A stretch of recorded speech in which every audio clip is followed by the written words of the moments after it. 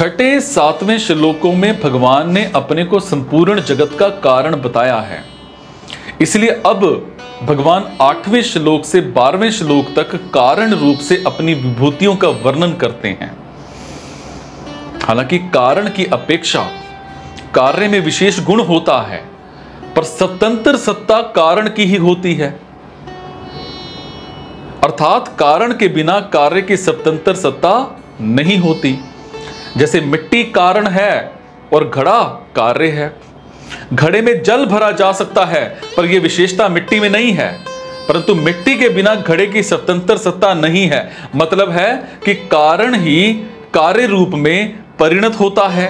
घड़े की रचना में कर्ता, कारण और कार्य तीनों एक नहीं होते, अर्थात कारण मतलब मिट्टी और कार्य मतलब घड़ा, इसकी तो एक सत्ता होती है, पर कर्ता मतलब कुम्हार, इसकी अलग स्वतंत्र सत्ता होती है।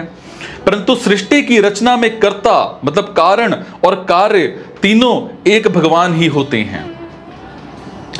रस भी भगवान है और जल भी भगवान है, प्रभा भी भगवान है और चंद्र सूर्य भी भगवान है, ओंकार भी भगवान है और वेद भी भगवान है, शब्द भी भगवान है और आकाश भी भगवान है, पुरुषार्थ भी भगवान है और मनुष्य भी भगवान है।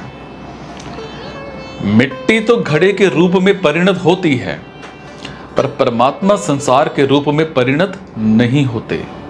कारण कि परिणत होने वाली वस्तु विकारी होती है, जबकि परमात्मा निर्विकार है। जैसे अंधेरे में रस्सी ही सांप के रूप में दिखती है, या फिर सांप ही कुंडली रूप में दिखता है, ऐसे ही परमात्मा संसार रूप में दिखते हैं। मतलब है कि परमात्मा में कार्य कारण का भेद नहीं है, क्योंकि उनके सिवाय अन्य कोई वस्तु है ही नहीं। कार्य कारण का भेद मनुष्य की दृष्टि में ही है, इसलिए मनुष्यों को समझाने के लिए अन्य वस्तु की कुछ न कुछ सत्ता मानकर ही परमात्मा का वर्णन, विवेचन, विचार, चिंतन, प्रश्नोत्तर ये सब किया जाता है।